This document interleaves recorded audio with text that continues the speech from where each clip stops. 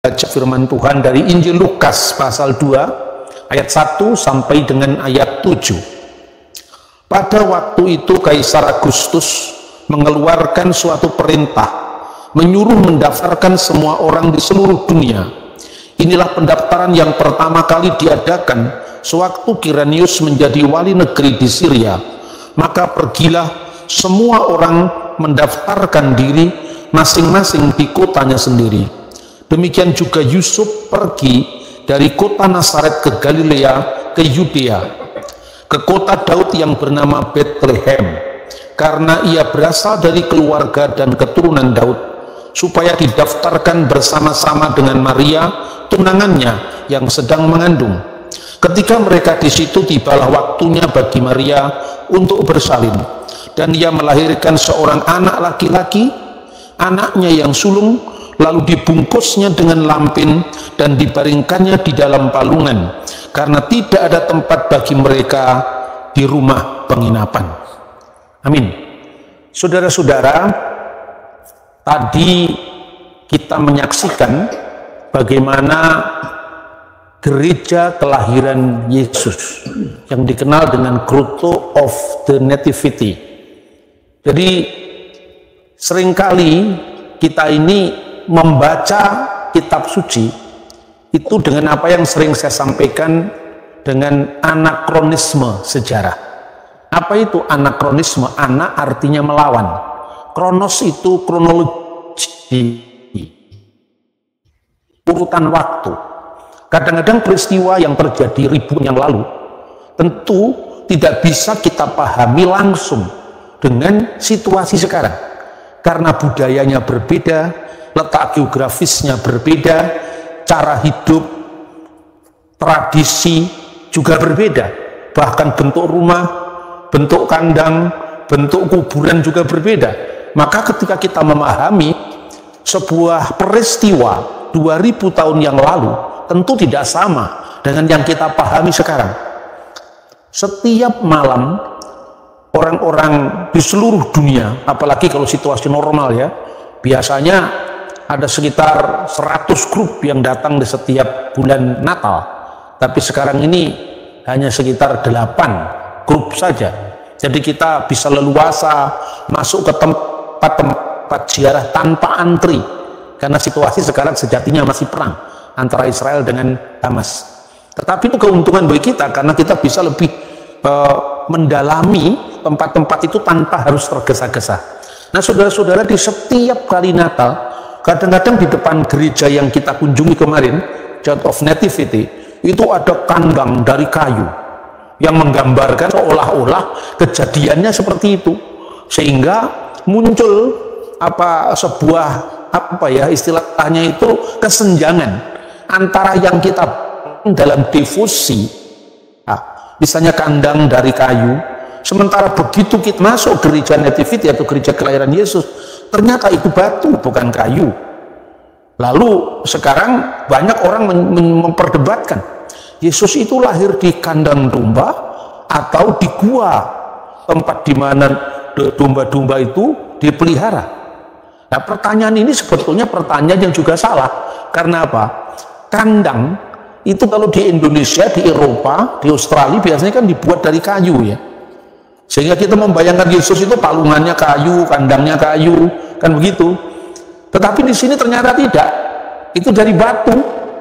Maka kalau dikatakan Yesus lahir di kandang, kalau kandang itu dipahami fungsinya, tempat bagaimana domba-domba itu dipelihara, itu benar. Cuma jangan membayangkan kandangnya seperti kandang kita. Kalau disebut Yesus lahir dari gua, itu juga benar. Tapi jangan dibayangkan guanya seperti si buta dari gua hantu bernafas dalam lumpur, ya kan? Budayanya beda. Anda lihat di sana tadi, ya, yang kita baru masuk, itu gua-gua alami itu.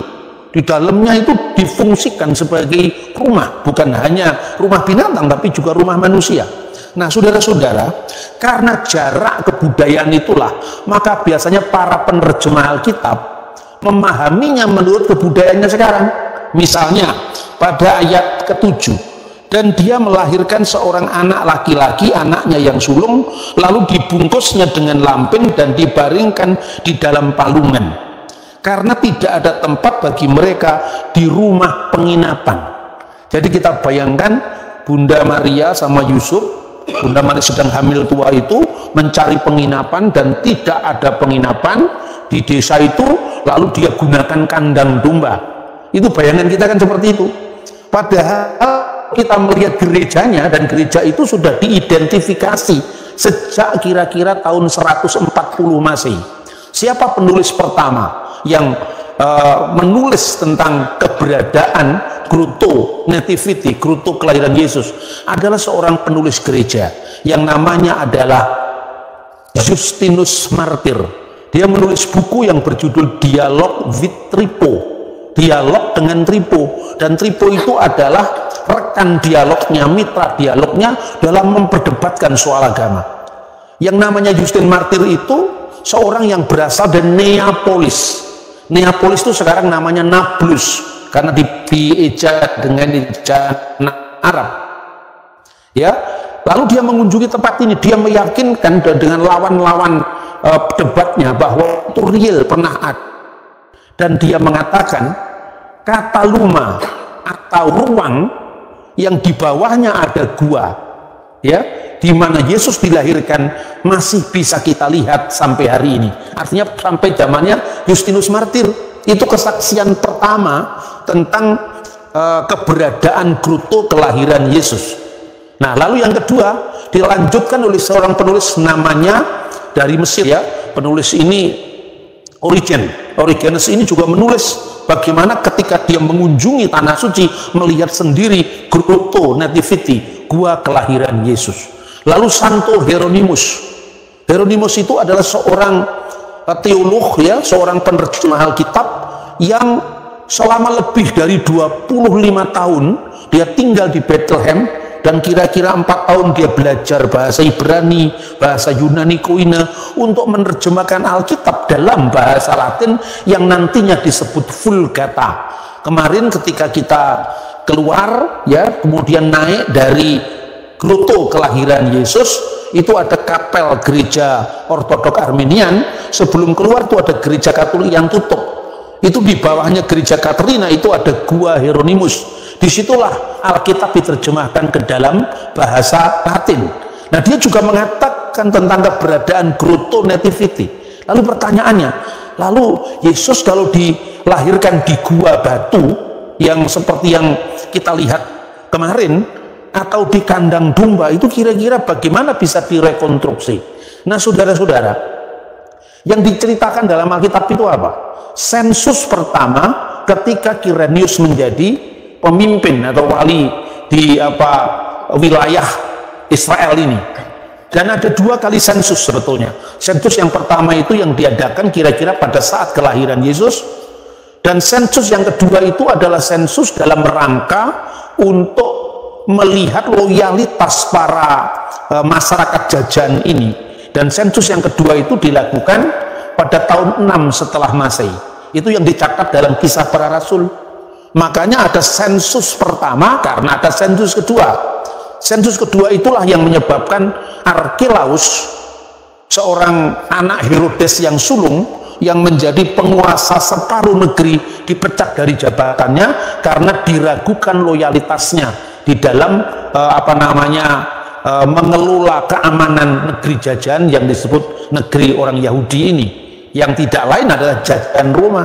Tapi sensus yang pertama itu adalah sensus Pax Romana, perdamaian Roma. Dan sensus yang pertama itulah Yesus ketika dikandung Bunda Maria didaftarkan. Nah, waktu itu Bunda Maria tinggal di Nazaret. Lalu dari Nazaret dia kenapa pergi ke Bethlehem? Karena keluarganya tinggal di Bethlehem, dan sensus dilakukan berdasarkan family-nya, berdasarkan keluarganya. Maria berasal dari suku Yehuda, dan suku Yehuda tinggalnya di sekitar Bethlehem, ya. Makanya Yusuf sama Maria datang ke sini. Lalu datang kemana dia? Datang tentu ke keluarganya. Nah, kita masih perlu melihat apakah terjemahan penginapan itu tepat atau tidak. Karena apa? Pada zaman itu yang dilewati oleh penginapan itu ada yang dilewati oleh karavan, dan Bethlehem itu bukan jalan karavan. Karena itu tidak mungkin ada penginapan dalam pengertian yang bersifat komersial. Lalu kalau kita membaca teks dalam bahasa aslinya, yaitu bahasa Yunani Koine, itu sebenarnya digunakan kata kataluma. Kataluma itu maknanya bukan penginapan komersial, itu ruang keluarga sebetulnya. Dan kataluma itu dipakai dalam ayat Alkitab yang lain. Misalnya ya, kita membaca Lukas pasal 22 ayat 11. Dan katakanlah kepada tuan rumah itu, guru bertanya kepadamu, di manakah ruangan kataluma, tempat aku bersama-sama dengan murid-muridku akan makan Paskah. Jadi yang digunakan ruangan itu kata kataluma. Lalu pada ayat berikutnya, dan orang lalu menunjukkan kepadamu sebuah ruangan atas yang besar. Ruangan atas yang besar itu digunakan kata anagayon mega. Disinilah guru, maksudnya Yesus dan murid-muridnya melakukan seder hapesah. Dan yang disebut ruangan atas itu yang kemarin juga kita kunjungi, yaitu di atasnya memorial bubur Daud. Itu ada ruang yang namanya aperion atau senakel. Disitulah terjadinya pencurahan Roh Kudus, dan ruangan atas itu memuat kira-kira 120 orang. Jadi ruangan atas yang besar. Jadi bisa direkonstruksi kira-kira ya, rumah yang dikunjungi Bunda Maria itu kemungkinan rumah keluarga besar Yehuda, rumah keluarga besarnya Yusuf, atau rumah keluarganya besarnya Maria di Bethlehem, kakek moyang yang tinggal di sana. Dan yang di atas yang sekarang menjadi gereja Ortodok Yunani, itulah yang disebut kataluma, yaitu ruangan keluarga yang besar. Nah, ruangan yang besar itu biasanya ada kamar-kamar, ada ruang-ruang, karena banyaknya orang yang datang ke Bethlehem untuk menjalankan sensus yang diinstruksikan oleh kaisar, maka penuhlah ruangan itu. Maka Bunda Maria saatnya tiba melahirkan, dia turun ke bawah.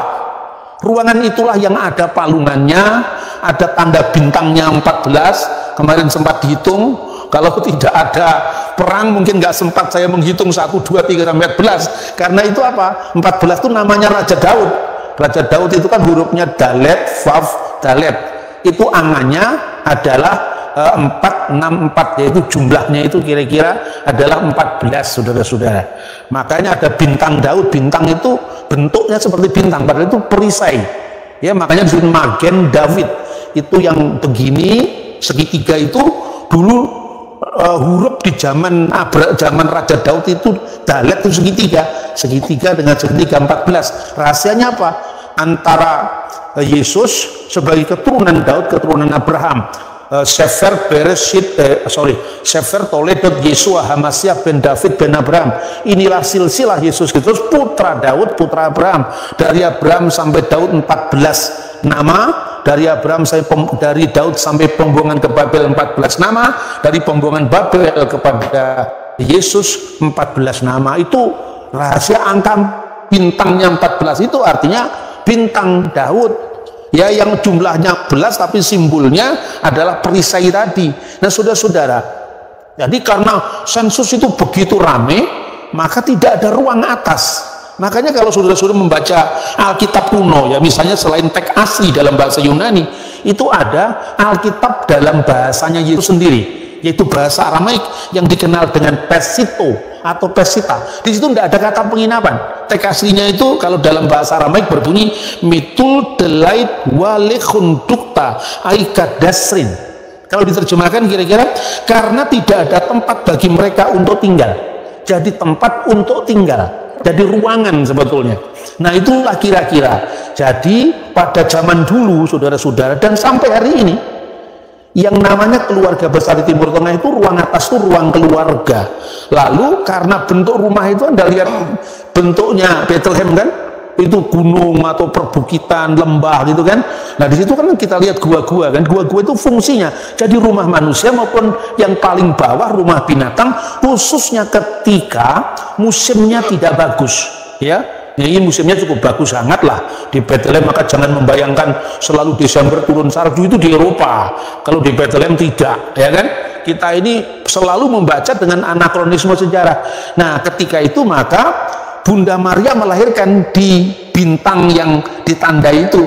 Setelah itu bayi Yesus dibawa ke palungan. Nah, palungannya juga dari batu, jadi bukan dari kayu. Karena kayu itu kan bukan budaya Timur Tengah kuno ya, sampai hari ini juga masih seperti itu. Nah saudara, jadi kesimpulannya bagaimana? Yesus lahir di kandang domba atau di gua domba? Tidak dua-duanya. Karena kita membayangkan kandang jadi kandang di Yogyakarta, atau kita bayangkan gua Selarong yang tidak berfungsi jadi rumah. Di sini gua jadi rumah. Pernah tahun 2004 ya, ada orang Indonesia menjadi TKI di Mesir. Kemudian dia diterima keluarga besar itu karena dinikahi oleh anak dari bosnya. Lalu ketika rumah itu rame, dia ditempatkan di tempat di mana kan hewan itu dipelihara. Lalu dia lapor, kenapa saya disia-siakan di sini? Karena kami ditempatkan dekat kandang. Keluarga besar di Timur Tengah, kandang itu bukan sesuatu yang harus dihinakan. Karena itu rumahnya itu bentuknya memang seperti itu. Nah saudara-saudara, makanya jadi ingat ya bahwa kata luma itu artinya bukan penginapan dalam pengertian penginapan komersial, tapi ruang keluarga. Karena ruang keluarga itu yang ada ruang-ruang tamunya itu, kamar-kamar tamunya itu penuh, asal bukan penginapan secara komersial. Sebab kata yang digunakan penginapan dalam pengertian penginapan komersial, Anda bisa membaca di Injil Lukas pasal 10 ayat 34, di mana ketika ada orang Samaria yang baik hati, tergerak hatinya oleh belas kasihan, menolong orang yang terlukai di jalan, dia angkat, kemudian dia rawat di sebuah penginapan. Nah, kata penginapan di situ digunakan bukan kata tapi menggunakan kata yang lain lagi khusus untuk kata penginapan. Nah, karena itu jelas ya bahwa itulah pentingnya arkeologi Alkitab dalam memahami teks-teks suci, kitab suci. Yang kedua, tadi waktu di bis ada pertanyaan, apakah benar Yesus itu dilahirkan pada bulan Desember? Saya jawab benar. Itu juga yang meragukan bulan Desember itu baru muncul kira-kira tahun 1790-an. Jadi zamannya kalau di kerajaan Jawa itu zamannya Pakubuwono itu. Jadi abad pertama, kedua, ketiga tidak pernah ada yang meragukan Yesus lahir pada bulan Desember. Karena apa? Pemujaan Dewa Matahari itu, khususnya titik balik musim dingin, itu baru tahun 274 Masehi ketika Kaisar Aurelius. Kemudian Natal itu sudah diperingati ya sebagai misa malam Natal pertama itu di Roma tahun 126 oleh siapa? Telesphorus pertama, Pop Telesphorus pertama. Dan itu terkait dengan apa yang kita baca tadi, Gloria in excelsis Deo et intera pacum minibus bone voluntatis tadi, segala kemuliaan bagi Allah. Kalau Anda membaca di depan padang gembala tadi kan Gloria in excelsis Deo, tapi kalau Anda masuk ini gereja baru yang dibuat arsitek terkenal sekali Antoni Barlucci, itu bunyinya bukan excelsis tapi Altissimis Deo. Kenapa? Karena itu terjemahan Hieronymus yang tadi saya ceritakan dikerjakan di Bethlehem. Nah, sebelumnya itu gereja di wilayah barat sudah memakai Alkitab terjemahan bahasa Latin yang namanya Vetus Latina, di mana diterjemahkan Gloria in excelsis Deo, tapi oleh Hieronymus terjemah disempurnakan in Altissimis Deo.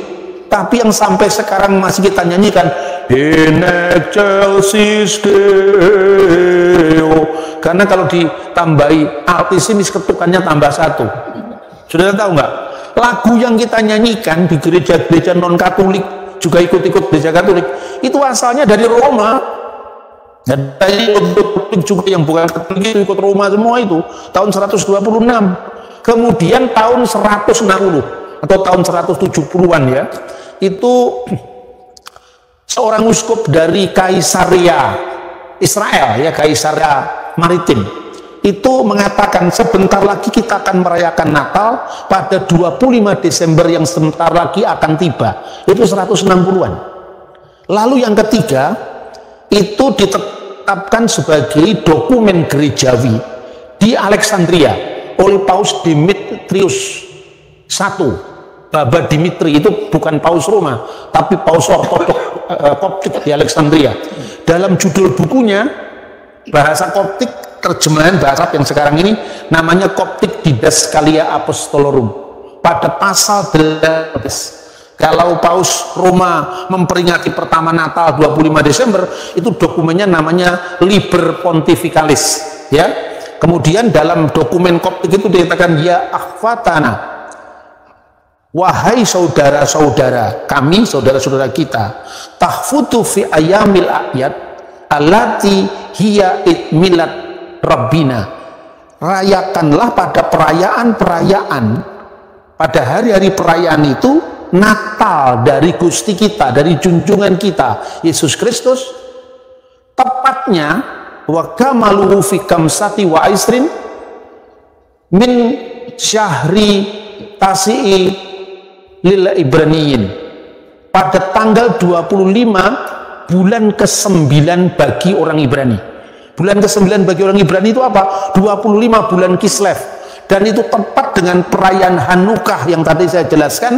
Ada kaki dian yang bercabang 9 untuk memperingati peristiwa kemenangan Makabe dalam menahbiskan kembali bait suci. Jadi clear datanya dari tahun 126, kemudian tahun 160 atau 170-an, kemudian tahun 189, baru kemudian diuniversalkan lewat Paus Julius di Roma.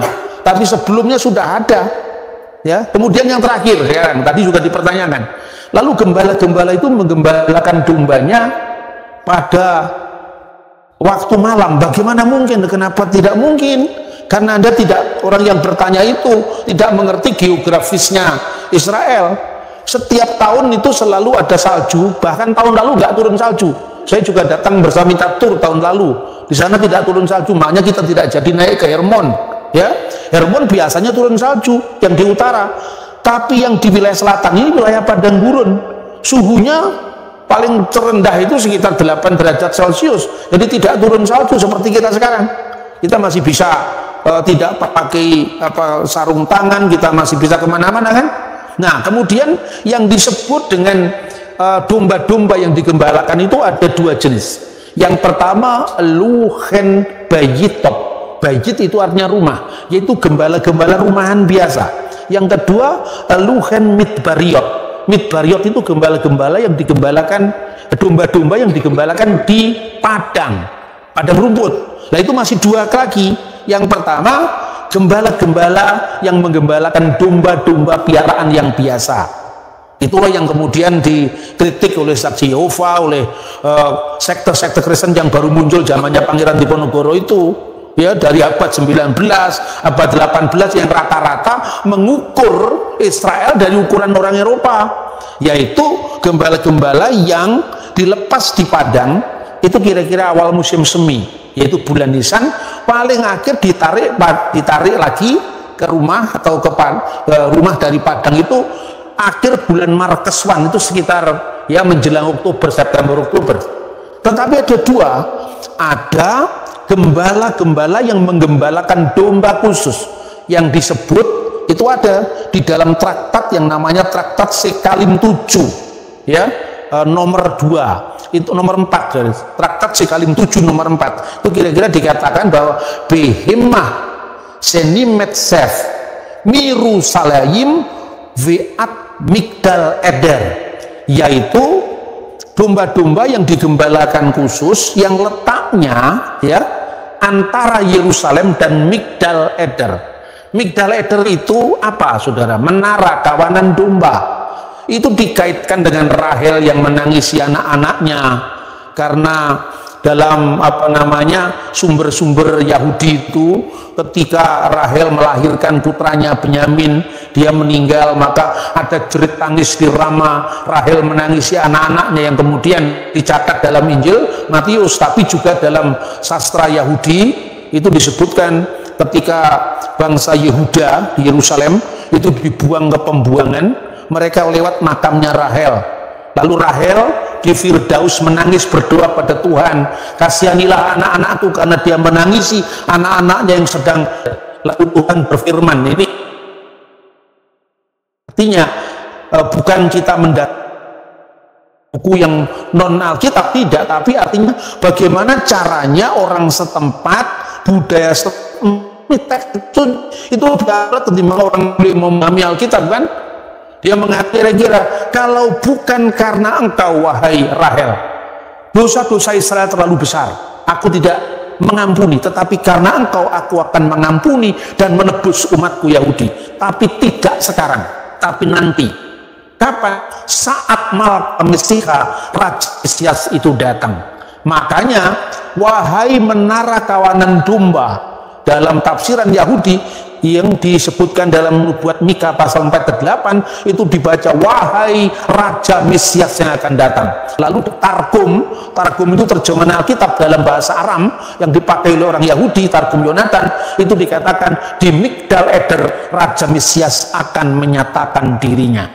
Makanya di Padang Gembala itulah yang oleh sejarawan gereja bernama Eusebius dari Kaisarea yang pernah berkunjung ke tempat ini, ya artinya pernah berkunjung ke Padang Gembala. Letak persisnya belum diidentifikasi, tapi kira-kira dekat-dekat sini karena ini